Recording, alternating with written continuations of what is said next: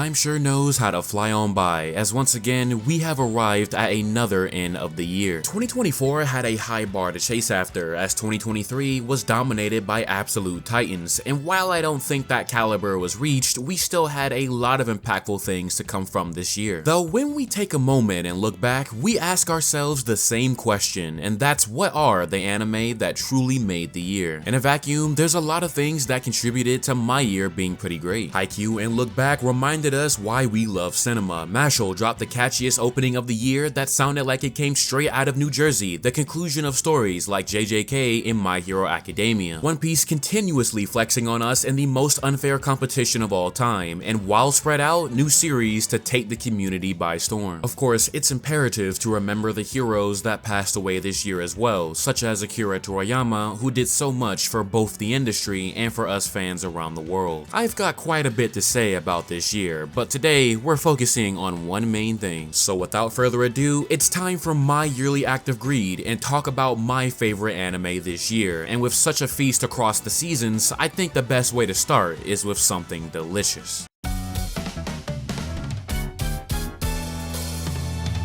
Fantasy anime has had a heck of a run over these past couple of years, from the likes of Frieren to currently ReZero returning, and before we get to Witch Hat, Dungeon Meshi was our next entry bestowed by the gods known as Studio Trigger. I can appreciate a story that gets the ball rolling pretty quickly, as in comparison to Frieren, the layout came off quite straightforward. You got your ragtag party, here's what happened, here's who we gotta save and kill, but the most important question being, what the hell are we gonna eat? I haven't seen a series have a pretty different take on food, given now we're eating monsters since the likes of Food Wars, but this series is more than just about satisfying your appetite. For once, we have a fantasy series that treats a dungeon as if it were its own living and breathing entity, way beyond monsters spawning in their locations. Each floor is presented as its own unique ecosystem, harboring different plants, monsters, and unique traits that gave more insight as to how and why understanding such a system is not only important, but why it must not be disturbed as well. It's a place that if you traverse, you must respect, and every episode, the world just got bigger and bigger, practically generating food for thought as the story progressed. I would have never imagined to see some of the creatures you may kill in an RPG or Souls game be served up in a way that only fueled my big back agenda. I know we've seen those anime aesthetic accounts talk about food and anime, but this is the type of stuff I really wouldn't mind seeing if it hits or if it's gonna be my final meal. Laios, Senshi, Marcel, and Chilchuk were a melting pot crew that easily became one of my favorite parties in fiction, and you guessed it, Senshi had the biggest set of fans. Dysfunctional moments aside, each of them have their pride and own stories to tell. There was so much background information available to contribute towards world building and storytelling, and I came to really appreciate how even down to their designs, it played a role into navigating certain situations. There's a video by creator Lines in Motion who says it all best, but from their hair to the clothes that they wear, there is not a single detail unused by Ryoko Kyui, and I cannot imagine how much possibility was on the table to keep track of. Everyone had their pros and cons, but what mattered is that everyone got a chance to display them. Many of the episodes reminded you why Studio Trigger is one of the best in the game, and considering that this is one of the few times they have adapted a manga, I'd be lying if I said I didn't wonder what else they could excel in adapting. The life of an adventurer has never been this fun, and from the food to conquering the dungeon, I fell in love with my binge, knowing that the good times were looking pretty endless. And then you get to the second half of the season.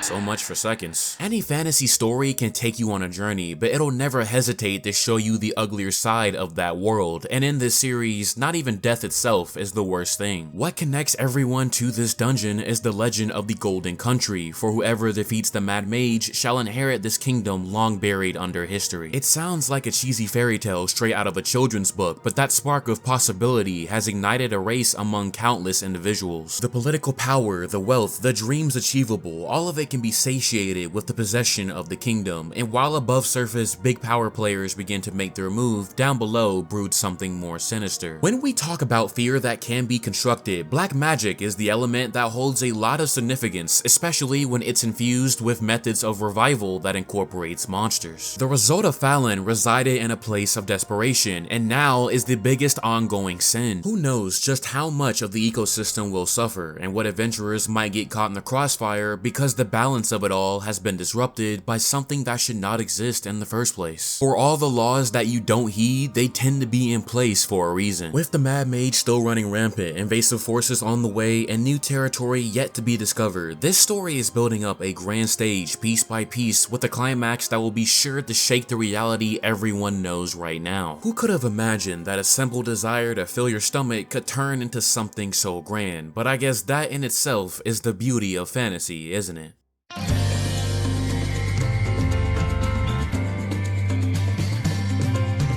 Going from a season of conquering erectile dysfunction to being a full-on better friend, a better brother, and now a father was not on my bingo card when looking at Mushoku Tensei this year. I have been vocal about the writing choices that anybody with a shred of common sense would disagree with, but I cannot deny that when there is a streak of consistency, it hits really hard in this story's narrative. It's incredible how things can improve when an author doesn't write things that should probably have their hard drives checked. Mushoku Tensei was never going to be about being this perfect person just because you get a second chance, but rather how you navigate and aim to be better when you do have it. For a long time, Rudy was in a serious mental rut. Not only was he separated from everyone, but he had to force himself to not stay stuck. Though physically being the case as we arrive at a magic academy, it did take him a little while longer to recover mentally. Navigating your mental health can be the equivalent of walking a long tightrope. Anything could cause you to lose balance, and I think that in itself is what people could relate to. And it wasn't just him either, as whether you're somebody far from home or even from Japan, there are plenty of victims from the teleportation incident. Sometimes two aching hearts can create a new whole, as Sylphie ended up dominating the romance and starting a new era for the Grey Rat family. This new foundation set up Rudy to have some of his best back-to-back episodes of writing yet, aiding his friends where he could, doing right by Sylphie, and most notably becoming the best brother he could be right now. It's rare that isekai do take time to look back on the main character's previous life, but that reflection is crucial in order to be better in the present. His relationship with Norm being one of the highlights of the season, and it seemed that the story was primarily headed in a slice-of-life direction, planting itself in a position where everyone can begin to heal, and oh, that's Turning Point 3 coming up. Seeing the episode titled Turning Point is like the equivalent of that one Punisher meme. You knew that everything was about to go severely wrong, but unlike the first two turning points that were pretty action-based right off the bat, this was all about a choice. A damn if you do, damn if you don't situation that in such a crucial time in the family's life was Sylphie expecting could not have come at a worse time. The concept of regret is deeply rooted within Rudy's character, and so in that, he had no choice but to muster up the courage to go. To submit to an action could yield a greater defeat in the long run, because this time, family was at stake. It wasn't an easy decision, and the results of the quest were not an easy result to digest either. I'll be honest, airing Paul's conclusion on Father's Day is some nasty ass work, but genius in terms of the timing. It had to be intentional, and once more, we got some of Mushoku Tensei's best work with its action. The level of teamwork and precision throughout the fight was very consistent, but that little gap in the flow sealed the deal. Every time you think life is getting better, there's something waiting around the corner, ready to beat you over the head harder than before. In a way, you could interpret this to be life itself, but between your mom ending up as a vegetable as well, it didn't really feel like victory despite the objective being completed. Nobody could have blamed Rudy for wallowing in despair, and for a brief moment he did. Had it not been for Roxy, recovering on his own may have taken longer, and while I knew it was coming, it still feels a bit weird to already have a second wife. But in the end, it's not like this show has preached a right way to live or recover, but what matters is moving forward better than you were yesterday. You have to live for the people who are no longer here, and you have to live for the people who need you. Most of all, you've got to want to live. You'll fail a lot more in life, but if you can change little by little, then perhaps this second chance can offer you more than you could have ever imagined.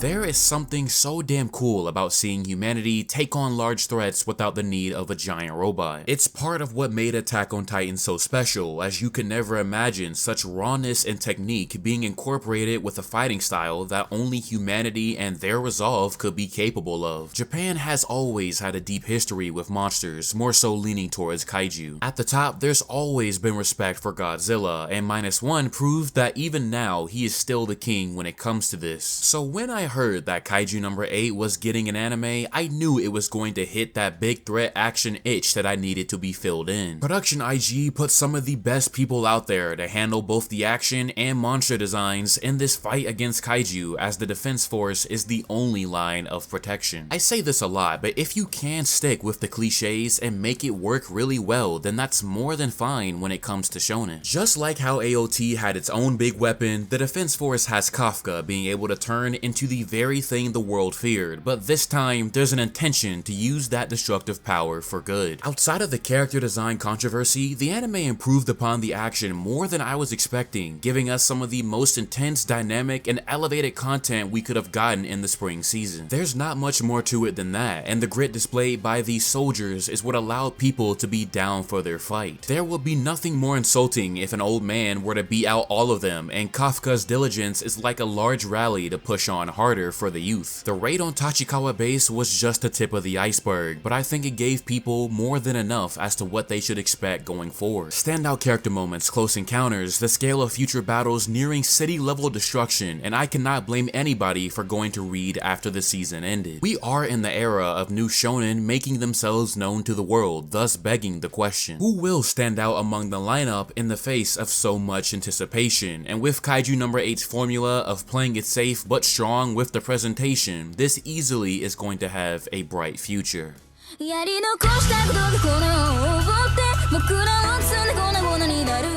Girls doing musically related things have continuously brought some of the best stories back to back over the years. From Euphonium to Bocchi, and also in the spring season Jellyfish Can't Swim, there is a good variety to choose from. Girls Band Cry had also aired in the same season, and man did it deserve better. The lack of availability during its airing made the show only available if you pirated it in the West, which is an absolute shame because not only was it one of the best anime this year, but you couldn't support it officially up until just a few weeks ago. Even then, we know how the anime community loves to have visceral reactions when it comes to CGI, but the catch is, it was really good CGI. With watching Look Back recently myself, the question of why do you create has been on a lot of people's minds. It's given them the push they need to keep on going, and this show really emphasizes that question on an individual basis that slowly turns into something more collective. The world can be a suffocating place, and what may save someone can be a story, a piece of art, or even a song. Those who create can inspire others to take action, and Nina is the countryside girl moving into big city Tokyo. She's got a major bone to pick with her previous surroundings, and she's out to prove that she isn't wrong, a mindset inspired by her favorite song. It's a bold move, especially from a child, but she's not letting anything stop her despite her clumsiness. Forming a band with your idol is a 1 in a million chance, but it's a giant chance that she took for her future. Staying true to yourself is a key part of the narrative, and it's what made the character writing appeal to me because for some of them, this lifestyle is a means of survival. Even if they didn't have every single thing figured out, they were still able to make their own rules and live life the way they wanted, and honestly, what better way to prove people wrong? All the girls were working simple jobs and working with the band on the side, and sometimes that's the most common origin before somebody may take off. And when they were able to make it work, the results came out to be incredible every time. Every song crafted was better than the last, and it was a reflection of the group's soul. As original anime come and go, I'm glad that I did stop and go back to support this show before the year ended. It wore its heart on its sleeve, and it did so without forgetting itself.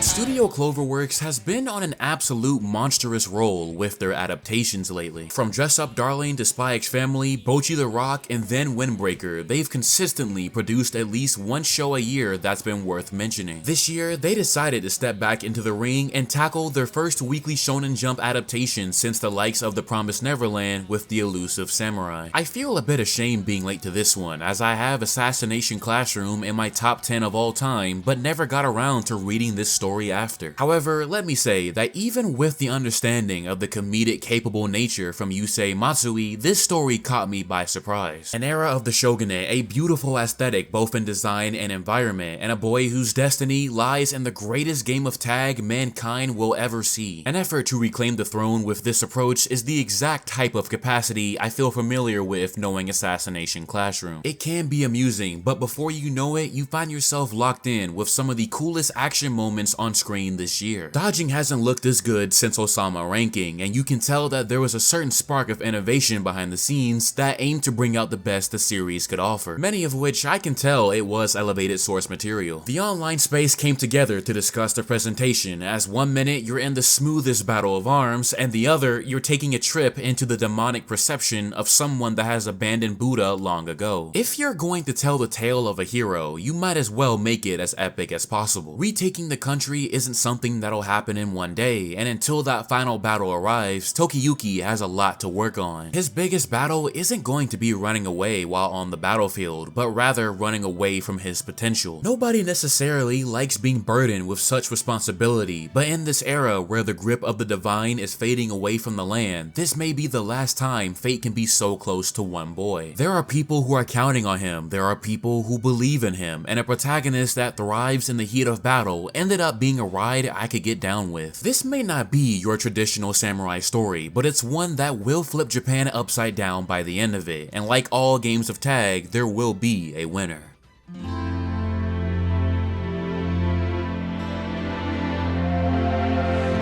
Making this section of the video reminded me that, man, I'm getting old. I started watching My Hero Academia at 14, and here we are 10 years later pushing into the final portion of the anime. The manga wrapped up this year, and for so many of us, we had to say farewell to something that gave us so much to our youth. Act 3 was by far one of the most controversial portions of the manga you could imagine. I spoke my fair share of criticism for a long time, in fact over multiple videos and streams, but in this final portion of the anime, I have a choice. I could choose to be frustrated about what coulda or shoulda been, or I can acknowledge every single issue I believe it to have and still enjoy myself beyond it. I think it's obvious which one that I chose. Whether you feel like MHA lost some of its fire or absolutely still love it since the first episode, this season brought you multiple things to love. The action, the heart, the spirit that many of us fell in love with, and it did so with arguably its best looking presentation yet. As I've said time and time again, we aren't watching MHA for the fights, but when these characters do fight, there tends to be something powerful in motion. The Todoroki family bringing their long nightmare to a climax, the two brothers having to face off, Ochako and Toga having the conversation of a lifetime, Bakugo stepping in Deku's shoes, and Deku giving it his all. Every single aspect of MHA has been leading up to this final stretch, and despite the road to get here not being as smooth as we'd like, it doesn't have to take away from the moments we still find ourselves caring about. So many emotions and convictions being tested, and no matter how many years that have passed, I still find myself being able to smile or shed a tear with some of these scenes as the heartbeat of MHA still resonates. As the anime nears its final airing, I find myself reflecting on all these years with the series, and despite the times I get frustrated, the good will always outweigh the bad. The music, the soul, the love it garnered over these years are etched into my memory as one of the best journeys of a series I could have ever been born to witness, and I find myself being unable to let anything tarnish that. People are going to miss this series when it's gone, but while it's still here, Deku, your time is now, so show us why you truly deserve to be deemed the greatest hero.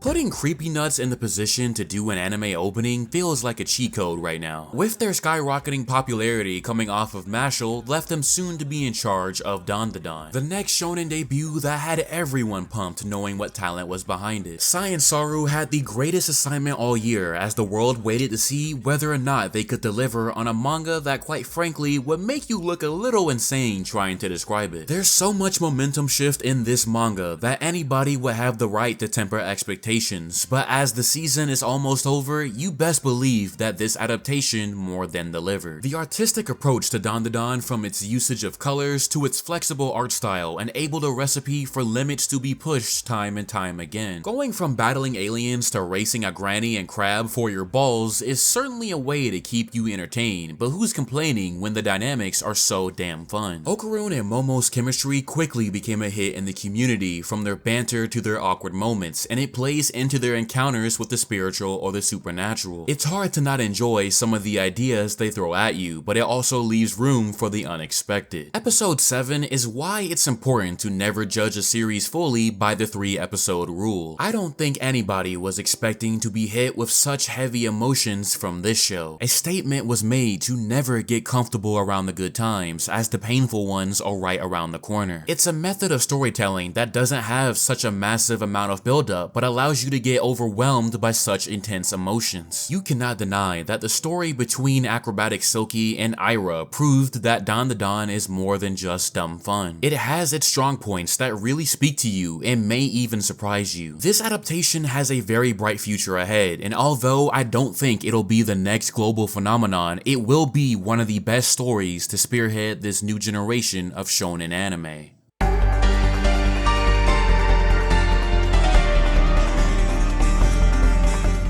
As fantasy anime continues to make waves, getting more and more adaptations, it's important to remember which series really put the genre back on the map years ago. It may have taken a long time, but ReZero has thankfully returned, aging like fine wine, with the best the series has ever looked and a new arc being its most action-packed yet. The city of Pristella, the royal candidates once more all in one place, family drama among the strongest, and the archbishops pulling up to wage all-out war with the entire city held hostage. This battlefield feels like something straight out of a shonen series. Both the OP and ED slammed, with Myth and Royd coming right back home, and the foreshadowing carried itself on a weekly consistency that I so dearly missed. All kinds of team-ups, some rare faces showing out, and worst of all, the ReZero community gooning for the most awful reasons. Can't say I'm too surprised there, but what did surprise me is learning that Al is apparently isekai, but that information was put into a break time. But on the bright side, we did get an amazing speech this season. This year has been extremely ambitious looking at all the anime that has come from White Fox, but when it counts, they still know how to remind people who the king of isekai is. Come part 2, we may end up seeing some of the best sequences the series can offer. The matchups have been decided, the wedding crashed, and looking ahead, 2025 is going to be not just a great year for ReZero, but for a lot of big anime as a whole. So as I wrap up this video, once more, I say thank you for everything this year, and as always, we'll run it back for the future